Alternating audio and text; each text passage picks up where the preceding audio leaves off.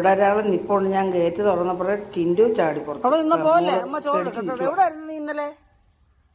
ഞാൻ ഉടക്കെ തിരക്കി നിന്നെ. മോളവിടെ നിൽക്കാം, അമ്മ വരട്ടെ. ചോറ് എടുത്തുണ്ടോ? അവിടെ നിൽക്കാം. പേടിച്ചകത്ത് കയറി നിൽക്കും അവള്. ഇന്നലെ ഇവളെ കണ്ടില്ല. രാവിലെ ഉച്ചയ്ക്കൊക്കെ ഞാൻ നോക്കിയിരുന്നു, കണ്ടില്ല. സാധാരണ അവൾ രാവിലെ വന്നിട്ട് ഉച്ചയ്ക്കും വരും. ഇന്നലെ വന്നതേ ഇല്ല. കോലം കണ്ടില്ല. നമുക്ക് എന്ത് ചെയ്യാൻ പറ്റും? രാവിലെ ഇവള് വരുന്നതിന് ഞാൻ ചോറ് ഇന്നലെ കരുതി വെക്കും ഇവിടെ അവൾക്ക് വേണ്ടി. അകത്തോട്ട് കയറി നിൽക്കുക. ഞാൻ പറഞ്ഞു ചെയ്താൽ അവിടെ നിൽക്കാൻ. അമ്മ ചോറ് കൊണ്ടുവരാമെന്ന്. കണ്ട അമ്മ ചോറ് എടുക്കട്ടെ.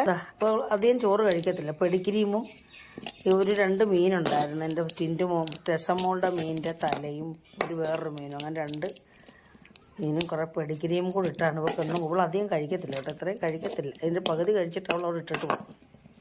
പിന്നെ കാക്ക കഴിക്കും. ഇത് കൊടുക്കട്ടെ.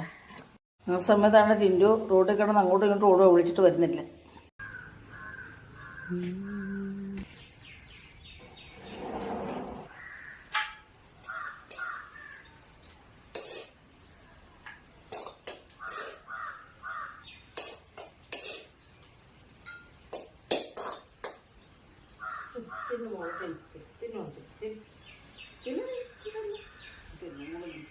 നീ എവിടെ ആയിരുന്നു ഇന്നലെ?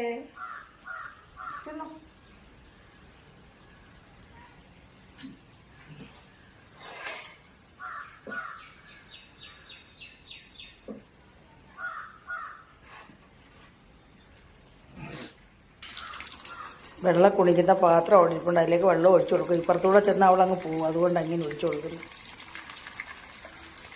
ഇടുക്കിൽ ഒരു മുറിവുണ്ട്. ഇന്നലെ ഞാൻ ഗുളിക കൊടുത്തണം. മെനങ്ങാന്ന് ഗുളിക കൊടുത്തണൊക്കെ അവൾ ആ ഗുളികയുടെ ഭാഗം തിന്നില്ല. ഇവിടെ ഒരു മുറിവ്. ഞാൻ ഓർത്തിന് ഇവള് എന്ത് ചെയ്യും, ചത്തുപോയോ എന്നൊക്കെ വിചാരിച്ചിന്നലെ.